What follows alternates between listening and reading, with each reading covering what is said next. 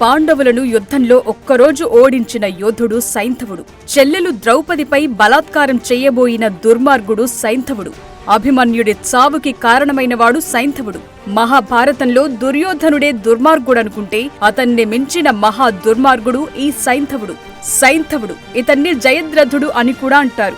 జయద్రథుడి తండ్రి వృద్ధక్షేత్రుడు, సింధు దేశపు రాజు. వృద్ధక్షేత్రుడికి పెళ్లై చాలా కాలమైన పిల్లలు కలగరు. ఎన్నో పుణ్యక్షేత్రాలు తిరిగితే లేకలేక కలిగిన సంతానమే జయద్రథుడు. అతడు పిల్లవాడిగా ఉన్నప్పుడు ఆకాశవాణి నీ బిడ్డ వీరుడిగా, శూరుడిగా గొప్ప పేరు సంపాదిస్తాడు, కాని చివరకు తన తల నరకబడి చనిపోతాడు అని చెప్తుంది.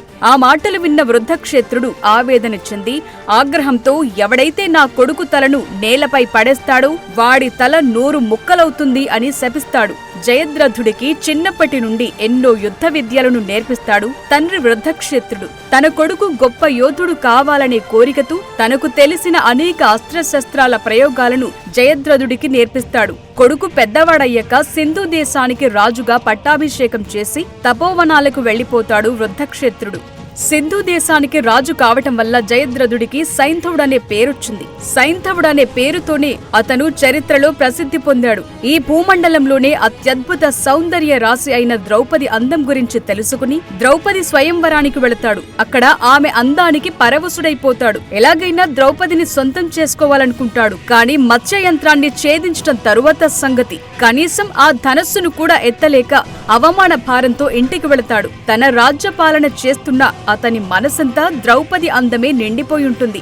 ఒక్కసారి ద్రౌపదిని చూసిన తరువాత ప్రపంచంలోని మిగతా స్త్రీలందరూ తనకు కోతుల్లా కనిపిస్తున్నారని తన మంత్రితో చెప్తాడు. వీడికి మదపిచ్చి బాగా ఎక్కిందని దుస్సలతో సైంధవుడి పెళ్లి జరిపిస్తాడు అతని మంత్రి. దుస్సల అందగత్తె అయినప్పటికీ కామపిశాచి అయిన సైంధవుడు సాల్వరాజు కూతుర్ని రెండో భార్యగా పెళ్లాడతాడు. 2 భార్యలున్నా సరిపోక తన రాజ్యంలో ఎంతో మంది అందమైన కన్యలను చెరబట్టి తన ఉంపుడుగత్తెలుగా ఉంచుకుంటాడు. ఆ తరువాతి కాలంలో పాండవులు జూదంలో ఓడిపోయి ఇచ్చిన మాట ప్రకారం వనవాసం చేస్తుంటారు. ధౌమ్య ఋషి ఆశ్రమంలో ద్రౌపదిని వదిలి పాండవులంతా వేటకు వెళతారు. అయితే ఎప్పటి నుండో ద్రౌపదిపై మనసు పడ్డ సైంధవుడు ఆమె ఒంటరిగా ఉందని తన వేగుకోటి కాశ్యుడి ద్వారా తెలుసుకుని ఆశ్రమానికి వెళ్లి నేను నిన్ను పెళ్లి చేసుకోవాలనుకుంటున్నానని ద్రౌపదితో చెప్తాడు. పరస్త్రీని కోరటం తప్పని చెప్పిన ద్రౌపది నీవెవరని అడగ్గా నేను దుస్సల భర్తను అని అంటాడు సైంధవుడు. నీవు నా ఆడపడచు భర్తవు, నాకు సోదరుడువవుతావు. చెల్లెలితో ఇలా వావి వరసలు లేకుండా మాట్లాడటం తప్పని హెచ్చరిస్తుంది. సైంధవుడు ఆగగా ఆమె కొంగుపట్టి లాగుతాడు. ద్రౌపది అతన్ని తోసేయగా క్రింద పడతాడు. అప్పుడు అక్కడకు ధౌమ్య మహర్షి వచ్చి సైంధవుడితో నీవు తప్పు చేస్తున్నావని హెచ్చరిస్తాడు. తన వెంట తెచ్చిన సైన్యంతో ఆ ఆశ్రమంలో ఉన్న అందరిని కొట్టి ద్రౌపదిని బలవంతంగా ఈడ్చుకుని వచ్చి తన రథంలో వేసుకుని తన రాజ్యానికి ఎత్తుకుపోతాడు సైంధవుడు. ధౌమ్య మహర్షి వెంటనే ఈ వార్తను పాండవులకు చేరవేస్తాడు. సైంధవుణ్ణి వెంబడించిన భీమార్జునులు యుద్ధం చేసి అతని సైన్యాన్ని దారుణంగా హతమార్చి సైంధవుడిని తీవ్రంగా కొడతారు. భీముడు సైంధవుడి జుట్టు పట్టుకుని క్రింద పడేసి కాలితో దారుణంగా తన్ని కాళ్ళు చేతులు కట్టేసి తీసుకొచ్చి ధర్మరాజు కాళ్ల మీద పడేస్తారు.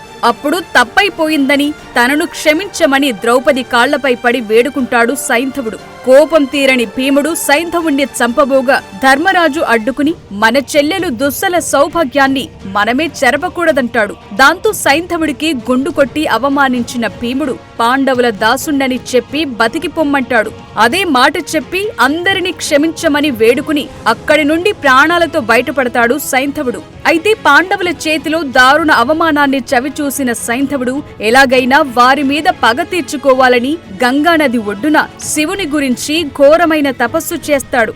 అతని తపస్సుకు మెచ్చిన మహాశివుడు ప్రత్యక్షమై ఏం కావాలని కోరగా పాండవులను సంహరించేలా వరమిమ్మని కోరతాడు సైంధవుడు. అది అసాధ్యం, కావాలంటే ఒక్కరోజు మాత్రం అర్జునుడిని తప్ప మిగిలిన వాళ్లను యుద్ధంలో అడ్డగిస్తావని చెప్తాడు పరమశివుడు. అహంకారంతో ఆ అవకాశం చాలనుకున్నాడు సైంధవుడు. మహాభారత యుద్ధం ప్రారంభానికి ముందు సైంధవుడు తనకున్న 2 అక్షౌహిణుల సైన్యంతో తన బావ దుర్యోధనుడి పక్షంలో చేరతాడు. యుద్ధం మొదలైన తరువాత పాండవుల సైన్యంపై దాడి చేసి ఎంతో మంది పాండవ వీరులను ఓడిస్తాడు. కొన్ని వేల మంది సైనికులను దారుణంగా ఊచకోత కోస్తాడు. ఇలా 12 రోజుల పాటు యుద్ధం చేసి పాండవులకు చాలా నష్టాన్ని కలిగిస్తాడు. 13వ రోజు యుద్ధంలో ధర్మరాజుని బంధించటానికి ద్రోణాచార్యుడు పద్మవ్యూహాన్ని పన్నుతాడు. కర్ణుడు అలాగే లక్షలాది మంది సైనికులు కాపలాగా ఉన్న పద్మవ్యూహాన్ని ఏర్పరుస్తాడు. సంసప్తకులతో యుద్ధం చేయటానికి యుద్ధభూమికి మరోవైపునకు అర్జునుడు వెళ్లిపోతాడు. వారితో యుద్ధంలో నిమగ్నమై ఉండడంతో అర్జునుడిని పద్మవ్యూహ ఛేదనకు పిలిచే వీలు లేకపోయింది. అర్జునుడు కాకుండా పద్మవ్యూహాన్ని ఛేదించగలిగే శక్తి కలిగినది అతడి కుమారుడైన అభిమన్యుడికి. అప్పుడు ధర్మరాజు అభిమన్యుడికి ఆ పనిని అప్పగిస్తాడు. అయితే తనకు పద్మవ్యూహంలోకి ప్రవేశించడం తెలుసు కాని బయటకు ఎలా రావాలో తెలియదని చెప్తాడు అభిమన్యుడు. అప్పుడు ధర్మరాజు, ముందు నీవు వెళ్ళు, నిన్ను అనుసరించి మేమొస్తాం, నీకేదైనా జరిగితే మేము కాపాడతాము అంటాడు. అప్పుడు అభిమన్యుడు తన రథసారథి సుమిత్రతో రథాన్ని పద్మవ్యూహంలోకి నడపమని ఆజ్ఞాపించగా పాండవులు అతన్ని అనుసరిస్తారు. అప్పుడు కౌరవ సైనికులు అభిమన్యుడిపై దాడి చేయగా వారిని ఎదుర్కొంటూ వారిపై రకరకాల అస్త్రాలను సంధిస్తూ పద్మవ్యూహంలోకి ప్రవేశిస్తాడు అభిమన్యుడు. అయితే అభిమన్యుడికి తోడుగా పద్మవ్యూహంలోకి వెళ్లే ముందు ప్రయత్నించిన పాండవులను వ్యూహద్వారం వద్ద సైంధవుడు అడ్డుకుంటాడు.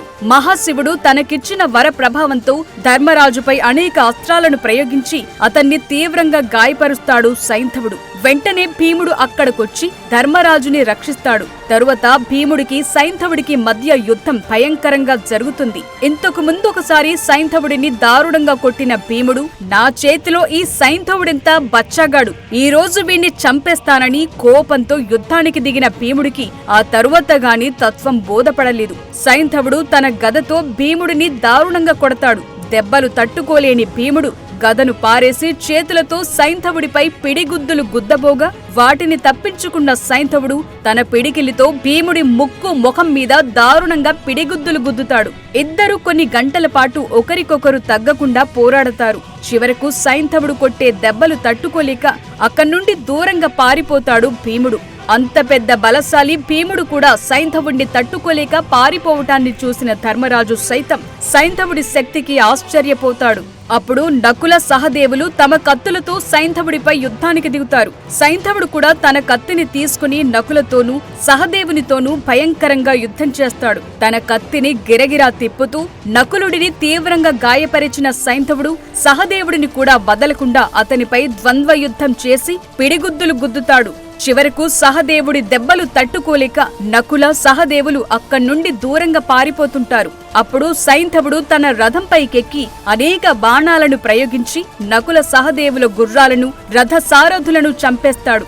ఆ రోజు సైంధవుడు మండే అగ్నిగోళంలా పాండవ సైన్యంపై విరుచుకుపడతాడు. దొరికిన వాడిని దొరికినట్లు తన కత్తితో దారుణంగా పొడిచి చంపేస్తాడు. తన బాణాలతో పాండవ వీరులను సైతం తీవ్రంగా గాయపరుస్తాడు. సైంధవుడి బాణాల దాటిని తట్టుకోలేక పాండవుల సైన్యం హాహాకారాలు చేస్తూ ఈ రోజుకి బ్రతికుంటే చాలు అంటూ యుద్ధరంగంలో నుండి బయటకు పరుగులు తీయసాగారు.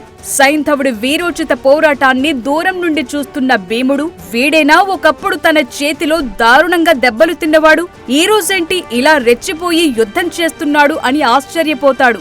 ఇంకోవైపు పద్మవ్యూహంలోకి ప్రవేశించిన అభిమన్యుడు ఒంటరివాడై వీరోచిత పోరాటం చేసి కౌరవ ప్రముఖుల మూకుమ్మడి దాడిలో ప్రాణాలు కోల్పోతాడు. తరువాత అభిమన్యుడి మరణానికి దుఃఖించిన అర్జునుడు చిన్నపిల్లాడిని పద్మవ్యూహంలోకి ఒంటరిగా ఎలా పంపించారని ధర్మరాజును నిందిస్తాడు. ఇదంతా సైంధవుడి వల్లే జరిగిందని, వాడే కనుక మమ్మల్ని అడ్డుకోకపోయుంటే మేమందరం పద్మవ్యూహంలోకి ప్రవేశించి అభిమన్యుడికి రక్షణగా ఉండేవాళ్లమని ధర్మరాజు చెప్తాడు. తన కొడుకు అభిమన్యుడి చావుకి కారణమైన సైంధవుణ్ణి రేపు సూర్యాస్తమయంలోపు చంపుతానని, ఒకవేళ చంపలేకపోతే అగ్నిప్రవేశం చేస్తానని శపథం చేస్తాడు అర్జునుడు.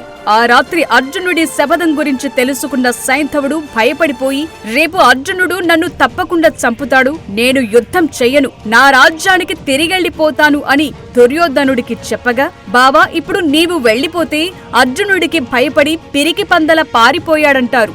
నీకేం భయం లేదు, ద్రోణాచార్యుడు, కర్ణుడు, అశ్వత్థామ మొదలైన కౌరవ యోధులు నీకు అండగా ఉంటారు, నీకేం కానీయం, నన్ను నమ్ము అని అభయమిస్తాడు దుర్యోధనుడు. 14వ రోజు యుద్ధంలో సైంధవుడిని రక్షించడం కోసం ద్రోణుడు శకట వ్యూహాన్ని అమలు చేశాడు. అయినా అర్జునుడు ఆ వ్యూహాన్ని ఛేదించి లోపలికి ప్రవేశించి కౌరవ వీరులతో భయంకరంగా యుద్ధం చేస్తాడు. శృతయుద్ధుడు, విందాను విందులను అర్జునుడు దారుణంగా సంహరిస్తాడు. సైంధవుడి అన్వేషణలో అర్జునుడు ఒక అక్షౌహిణి కౌరవ సైన్యాన్ని తుదముట్టించాడు. కౌరవ సైన్యం సైంధవునికి రక్షణ కవచంగా నిలబడి అర్జునుడి కంటపడకుండా చూడసాగారు. ఎట్టకేలకు ఆ రోజు మధ్యాహ్నం తరువాత అర్జునుడు సైంధవుణ్ణి కనుగొన్నాడు. కాని అతడు కర్ణుడితో సహా కౌరవ యోధుల రక్షణలో ఉన్నాడు. వారందరినీ జయించి సైంధవుడిని సంహరించేందుకు సమయం సరిపోలేదు. సూర్యాస్తమయం కావస్తున్న సంగతి గ్రహించిన శ్రీకృష్ణుడు తన సుదర్శన చక్రాన్ని సూర్యునికి అడ్డుగా నిలిపి సూర్యాస్తమయం అయిపోయిందనే భ్రాంతిని కల్పించాడు. పొద్దుగూకిందని, యుద్ధం అయిపోయిందని సైంధవుడు సంతోషంతో నేను బ్రతికానంటూ ఎగురుకుంటూ కౌరవ యోధుల రక్షణ కవచం నుంచి బయటకొస్తాడు. వెంటనే శ్రీకృష్ణుడు తన సుదర్శన చక్రాన్ని ఉపసంహరించగా చీకటిపోయి ఎండ వస్తుంది. ఏం జరుగుతుందో అర్థం కాక సైంధవుడు ఆశ్చర్యంగా చూస్తుండగానే అప్పుడు శ్రీకృష్ణుడు అర్జున పాశుపతాస్త్రంతో సైంధవుడి తలను ఖండించి ఆ తలను అడవిలో తపస్సు చేస్తున్న అతని తండ్రి ఒడిలో పడేలా చెయ్యమంటాడు. అప్పుడు అర్జునుడు పాశుపతాస్త్రాన్ని ప్రయోగిస్తాడు.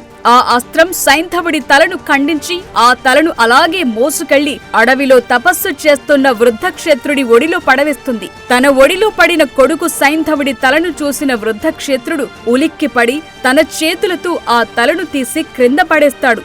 అంతే, వృద్ధక్షేత్రుడి తల 100 ముక్కలై పేలిపోయి మరణిస్తాడు. చివరకు వృద్ధక్షేత్రుడు పెట్టిన శాపం అతనికే తగిలి దారుణంగా చనిపోయాడు.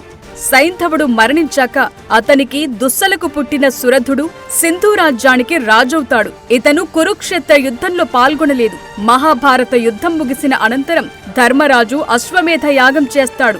యాగాశ్వంతో పాటు అర్జునుడు తన సైన్యంతో సింధు రాజ్యానికి వెళతాడు. అయితే అర్జునుడితో యుద్ధం చేసి గెలవటం కష్టమని భావించిన సురధుడు అర్జునుడి చేతిలో చావటం కంటే తనకు తానుగా మరణించటం ఉత్తమమని భావించి ఆత్మహత్య చేసుకుని చనిపోతాడు. ఈ విషయం తెలుసుకున్న అర్జునుడు సురధుడి కొడుకుని సింధు రాజ్యానికి రాజుగా పట్టాభిషిక్తుణ్ణి చేసి సింధు రాజ్యాన్ని అతనికే ఇచ్చివేసి యుద్ధం చేయకుండానే వెనుదిరుగుతాడు. For more videos like this, subscribe Big TV channel.